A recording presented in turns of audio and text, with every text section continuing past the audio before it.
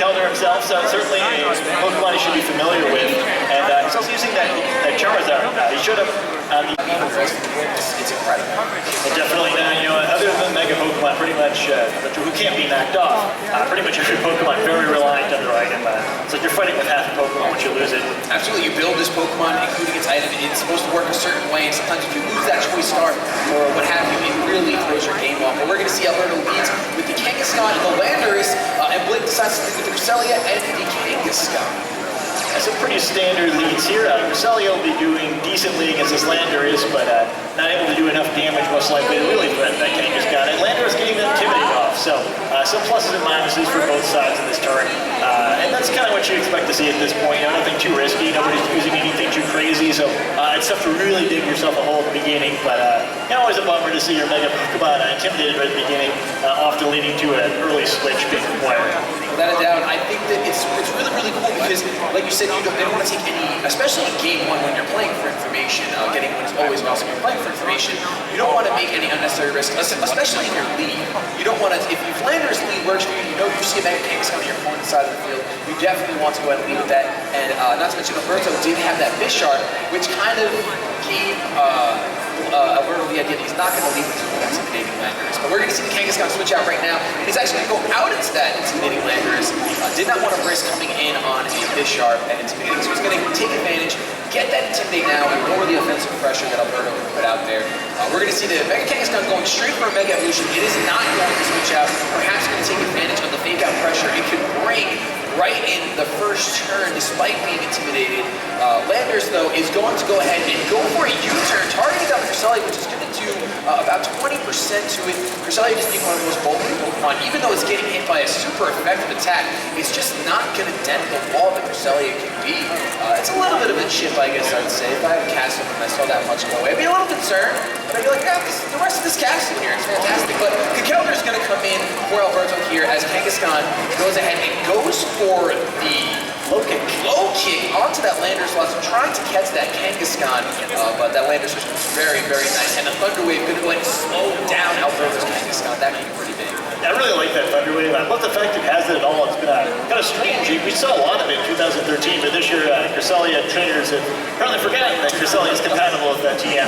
And also just not going for that Ice Beam there. It would have done pretty trivial damage to the Kelder. Rather than just trying to throw a wild attack in that slide, you're hoping Landorus stays in or you predict the switch correctly. You're going to be paralyzed in that Kangaskhan. Even if it switches out now, it's going to be a lot less of a threat for the rest of this battle. Also cool to see low kick. We didn't see that Trent Pro Power Punch, but without any Pokemon with a redirective ability, and Alberto's team makes sense to see low kick instead. Definitely, and Landorus is going to go ahead and come back in for Alberto, getting the Intimidate off, making sure that the opposing Landorus can't really hit too hard. We're going to go ahead and see another U-turn come out, targeting down the Kelder. Not going to do much because it's resisted, and of course that Intimidate went ahead and lowered the physical attack of the Landorus. So Blake kind of in a pretty good position. He's still got that Kangaskhan in the back, but he's going to decide to go out into his Rotom Wash here, which is an incredible Pokemon, one that I personally haven't seen too much of the match. Surprisingly, Cresselia is going to fire a huge Psychic. Oh my goodness, that did tremendous damage, and an Ice Punch into the Rotom slot. Not going to do too much, so a very nice switch by him. Yeah, great play by him. That Cresselia did huge damage. It's definitely the damage range of suspicious if you're Alberto. That's not what Cresselia is supposed to do. Yeah.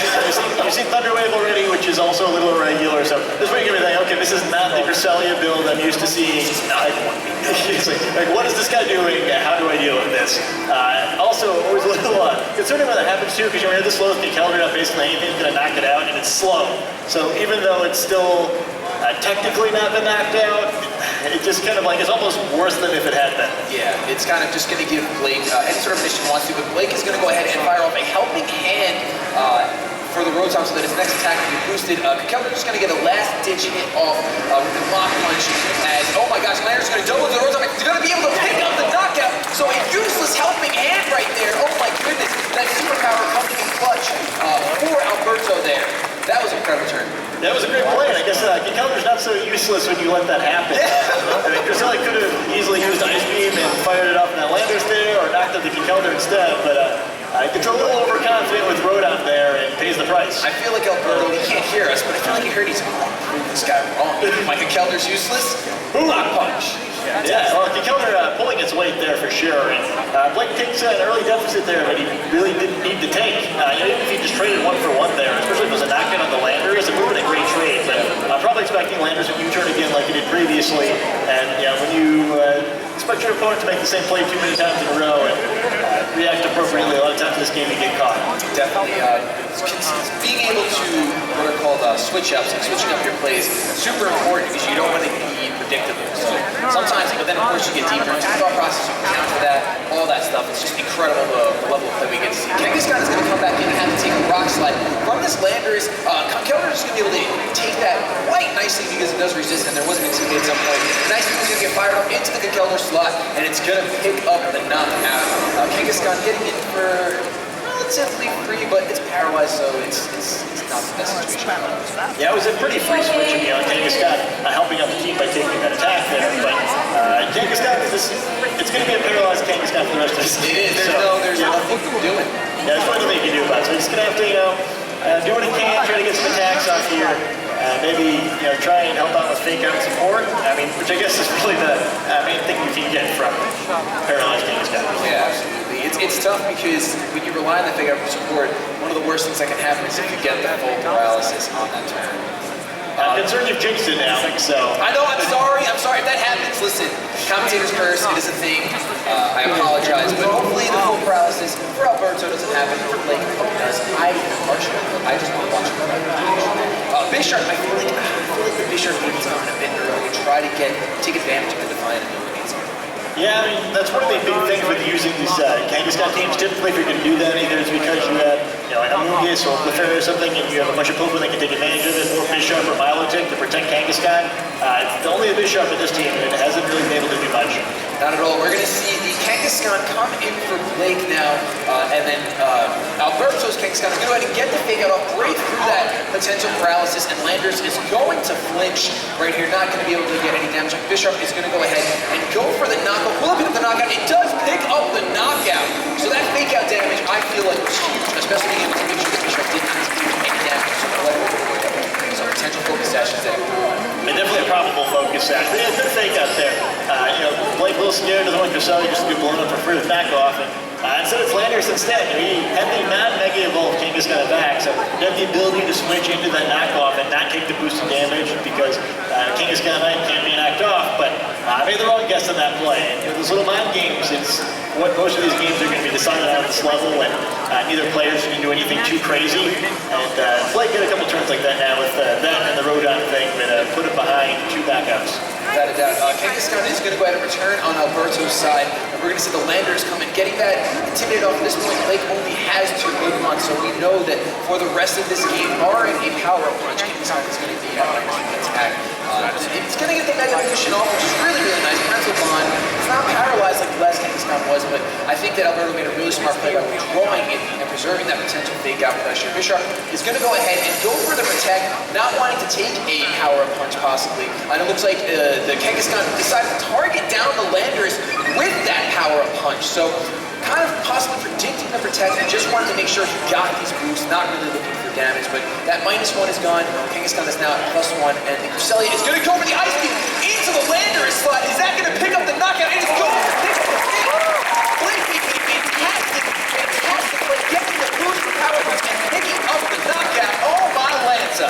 Well, just like that, Blake gets himself back in the game. It's a huge play, but I still have to worry about the fake out from this Kangaskhan going on to his own Kangaskhan. A combination of that and attack from Bishop could take him down pretty low. He does need his Kangaskhan to at least help him pick up 1 more knockout, the one on that Bishop, to give him a chance at winning this game. Because Creselia's not going to be able to win that duel, but if he can use his Kangaskhan to take Bishop out, maybe Cresselia can close it for him. It's going to be a close game here, and fake out, it's going to be a big deal. If we see a fully paralyzed in that fake out, like you mentioned before, it could end the game. Don't blame it on me if it happens. It only counted for 1. He got to that 1. It's not my fault. Whatever happens, it's the game. It's called the game. 25% chance to be fully paralyzed when your Pokemon is paralyzed. So that's the trick of doing it this many times, though. The more times you keep rolling those dice, sooner or later it's going to happen, but not this time. It's not this time because Kangaskhan is going to get a fake out off on that Cresselia, so not decided to fake out the Kangaskhan instead of targets on Marcel. We're going to see another power punch into the Bisharp, and that is going to go ahead and take out that Bisharp. Even that folks that's going to have a Kangaskhan, all he did was capitalize Kangaskhan.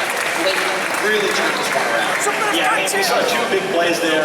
That one didn't look quite as flashy, but still, he does the right thing. He anticipates Bisharp not protecting. He takes the easy knockout.